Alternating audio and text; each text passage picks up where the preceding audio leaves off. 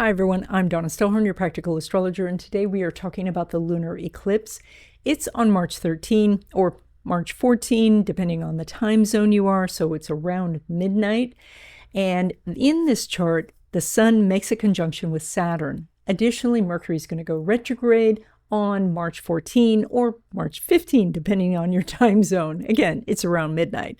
So what does this all mean for you? That's what we're going to talk about. So if you're new to my channel, welcome. Just to let you know what we're going to be doing, we're going to do a short overview, and then we're going to look at your sign in particular. We'll talk about love and then money. And so if you haven't already, please subscribe. And by the way, if you want a PDF of your chart so you can follow along on these videos, then reach out to me. There's a link in the description and I will send you that PDF. So for this lunar eclipse, there's definitely an emphasis on letting go of something. And ideally, that would be fears, worries, insecurities, doubts. And then it's also about embracing that Sun-Saturn connection. And that is about grit and determination. When we put the Sun and Saturn together in Pisces, it's almost like creating a spiritual path for yourself, just like the spiritual masters of old, where they let go of certain things in their lives so that they would have an uninterrupted journey towards spiritual enlightenment. So this particular lunar eclipse is at 23 degrees of Virgo, and all eclipses close doors, and so this is closing the door on some Virgo aspect of your life.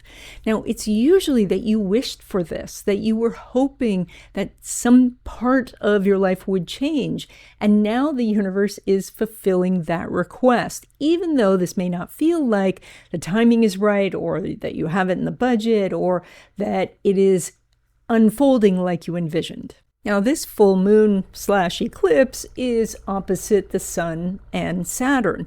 And the best way to deal with Saturn is to lean in and to work hard and to have grit and determination and to set the bar very high for yourself and then strive to get over that bar, exceed the expectations, and then Saturn is your friend. So this Sun and Saturn in Pisces is asking us to take a holistic view of our life and to treat our lives with respect and reverence. And that is to treat your body like a temple and give your mind the time and the space to think its own thoughts, to be kind to yourself, to do the things that will help you live in the present and feel better, and that will radiate outward to your community. And so that means that you're going to feel better, more prosperous, healthier, happier, and everyone around you will as well. Okay, Virgo, this is your lunar eclipse, and this starts the series of Virgo Pisces eclipses that is going to last for 18 months. And that means you're kind of in the spotlight, that you have more help, I'm going to say help, from the universe. And that means that the universe will be closing some doors, opening some new doors, having you make some changes. And so you can look back 9 years in your life and see what kind of changes happened then, but then realize that now you have more wisdom, more experience, more help, more understanding when navigating these current changes that will be happening. Now, some of the changes will be around relationships for you, and that may be that it's, the universe pushing you out the door so that you will go meet new people. These people could be important connections for you in the future. So these could be business connections, could be social connections.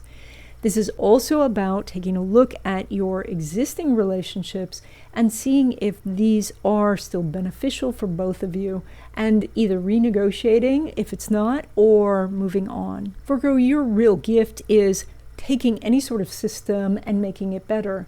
You have standards. You understand how to improve things. And so if you are faced with a relationship where the person is unwilling to work with you, that's a sign that you may have to either go into counseling or to move on. Now, when it comes to love relationships, specifically new love, Mercury is not making an aspect with Saturn, but Mercury retrograde will reach that Saturn in April, but just not during this 2 weeks.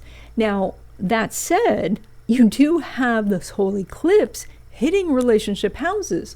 So you've got a lot of energy, but still the planets aren't making a connection. So what's likely is that someone is interested in you and either you're not ready, or you feel they're not ready because they're not quite out of their relationship yet, or that you're just not noticing that they're pursuing you. And you might hear it from a friend and still feel like you're not ready. You can connect with this person. You can say, okay, now that my friends have told me you're interested, let's go out. It's still challenging because there's no aspect. But as Mercury picks up speed from the retrograde energy and heads back towards that Saturn, then things will get stronger and stronger. So be patient with this process. Now, when it comes to existing love relationships, the story is pretty much the same. Right now, Mercury and Neptune are not making an aspect, but Mercury will go back into the sign of Pisces and sit on that Neptune. And so it's just happening mostly outside this 2-week period. So the two of you may not be feeling as connected as usual, but it's going to change. It's going to feel like you're growing back into a harmonious sort of rhythm. And then as you do, you can carry that rhythm forward. So right now, if you feel like, we've been out of sync for a while, just give it some time because that rhythm is coming back.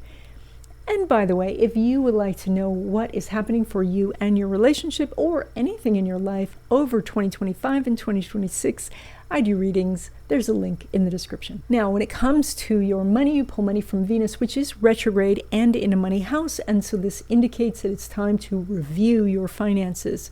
This could be, in conjunction with doing your taxes or looking at your investments. This is where you open up the books and you see what's going on.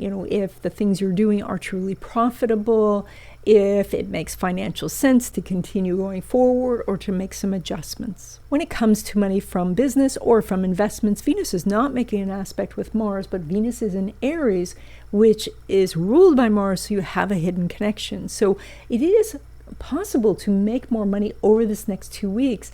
With the Venus retrograde, it would be about going to people that you've sold to before, or similar investments that you've had before, or doing a similar process that you've done before, and that's what can bring results. Now, when it comes to money from career, so that would be a paycheck, Venus is not making an aspect with the moon. And because there's so much disruption going on in the world, and you are very sensitive and aware of, business and, what people are saying and how things are going, you need to watch the dynamics of your particular company to see if this is the right time. It's quite possible that there are changes in management, there are changes in policies, there are changes, so many changes going on that your supervisor would just say, we can't talk about this right now. So if you have not brought this up in a while, then just lay low for a bit and let this energy settle down. But if this is something that's an ongoing conversation and they're pulling you into the office, by all means do the negotiation, but recognize without that aspect that it's probable that they would actually start the raise well outside this 2-week period, probably after Venus goes direct. So you're going to likely get more promises than actual money. And that's it. I hope you enjoyed this video. Consider signing up for my newsletter where I talk about astrological happenings every week. And if you would like to know personally what is up for you in 2025 and 2026, I do readings. There's a link in the description, and I will see you in the next video.